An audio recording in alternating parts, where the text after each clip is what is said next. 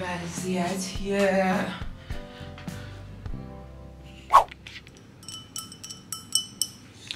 ناشته یه لیوان آب سرد به سوخت و ساز بدنتون خیلی کمک میکنه. پس چیرز.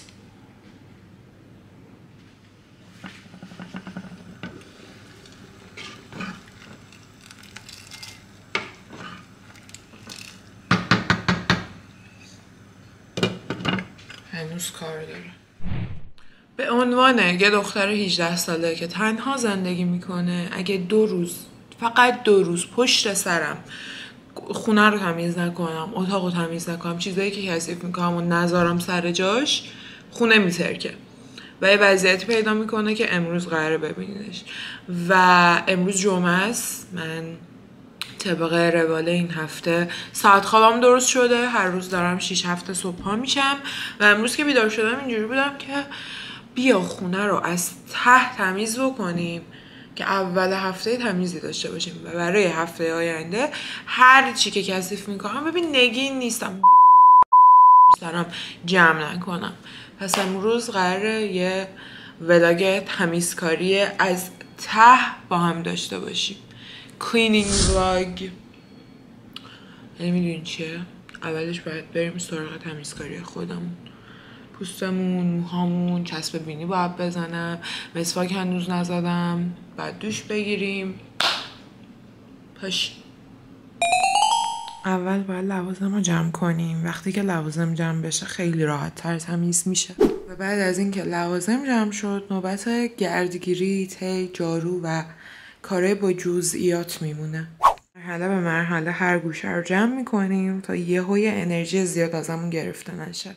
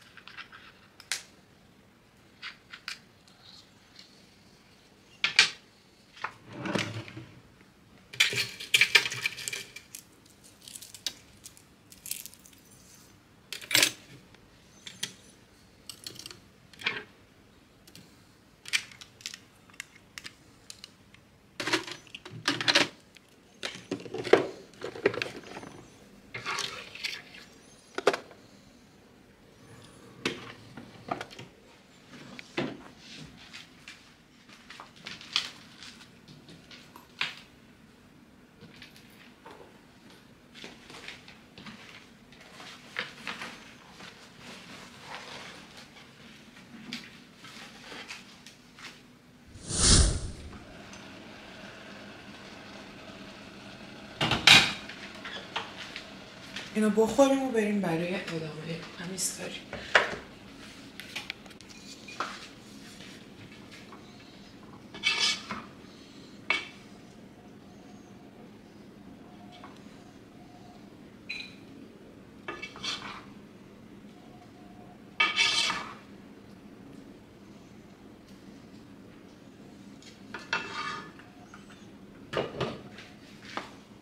واقعا از مورد علاقه‌ام عدسی، عدس بالا و هر چیه که با این بزرگوار درست میشه.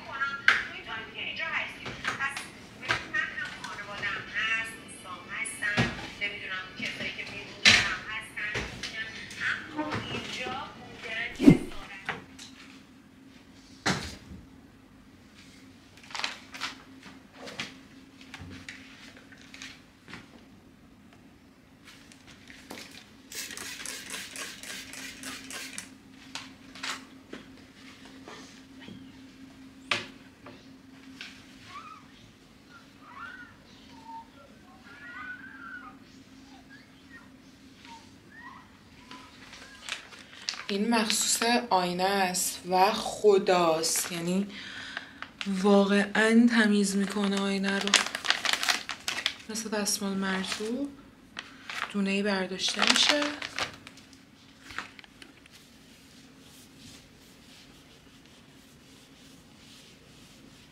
قشنگ برق میندازه.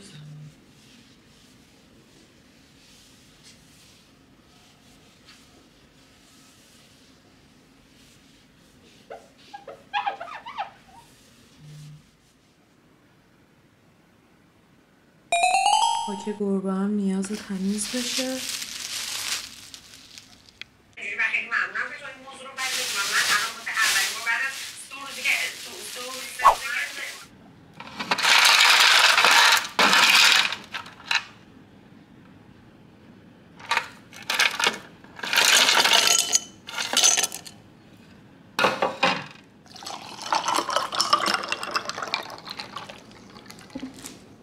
انقدر گرمه مغزم داره آب میشه.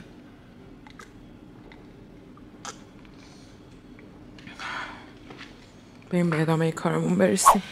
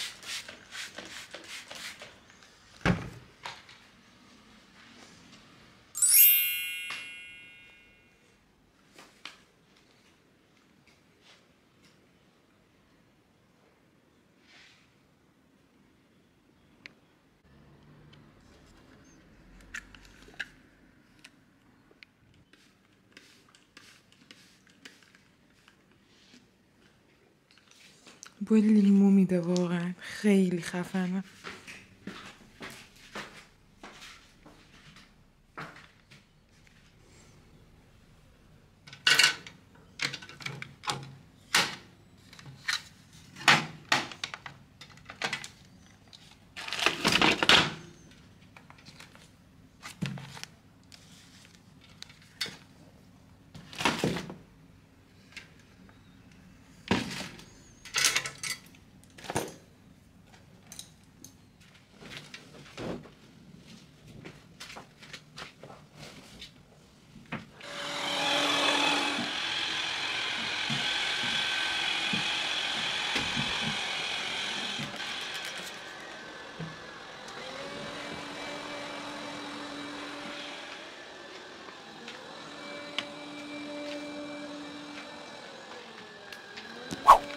میدونی تجربه زیستی تنها زندگی کردن خیلی چیزا یاد میده. منظورم از خیلی چیزایی تو زمینه خونه‌داری و تمیزکاریه. برای مثال یاد میگیری که لباسای سفید رو با مشکی نندازی تو ماشین لباسشویی، چون رنگاشون همه نابود میشه. یاد میگیری هر روز باید آشغالا رو بذاری دم در، چون اگه نذاری خونه بو میگیره. یاد میگیری باید بیشتر از اینکه غذا از بیرون سفارش بدی، غذا تو خونه درست کنی و غذاهایی درست کنی که برای 2 تا 3 روز هم بشه توی یخچال نگه داشت، چون یه نفری دیگه نمیتونی هر روز که وایستی غذا درست کنی و همون یه بار هم که درست میکنی نباید مواد اولیه رو خراب بکنی. یاد میگیری که میوه ها رو چجوری بشوری، چجوری تقسیم بندی کنی، توی یخچال بچینی. یاد میگیری یخچال رو چجوری مرتب کنی.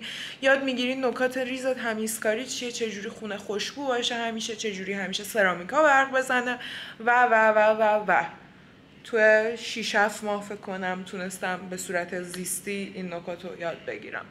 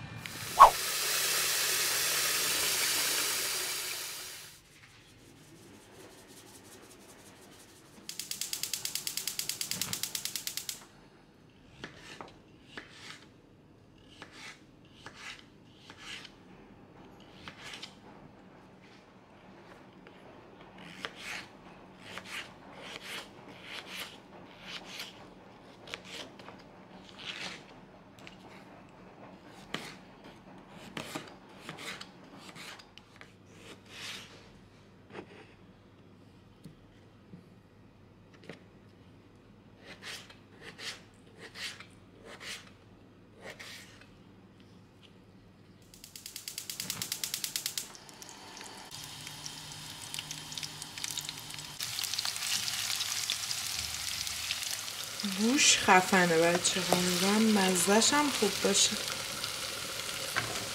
من یه دونه مرغم درست کردم از دیروزه، اینو باید ریش ریش کنم توی اون اضافه کنم.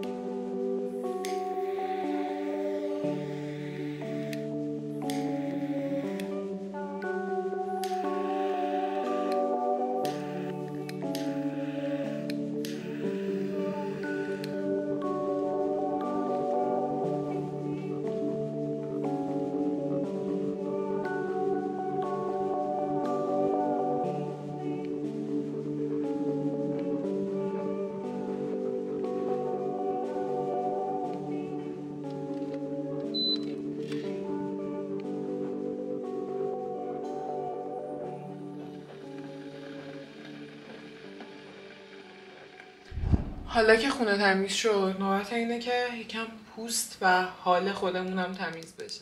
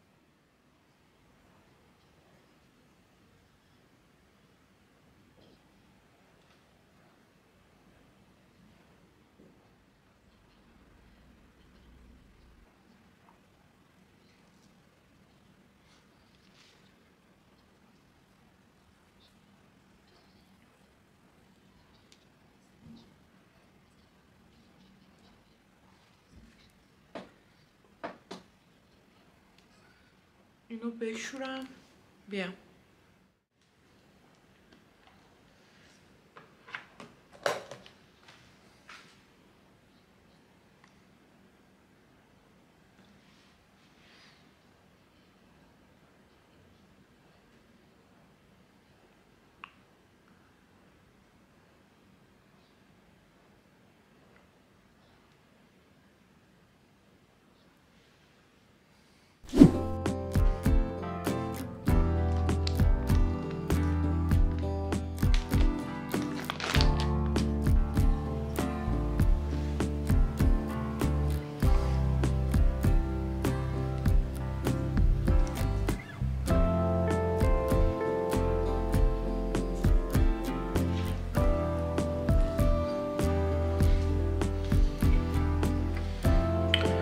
ماسک نقابی صورت حاوی عصاره قهوه.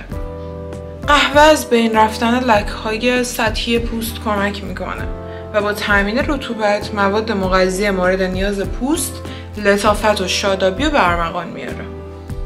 امیدوارم تمام آسیب‌های زندگی ما از بین ببره.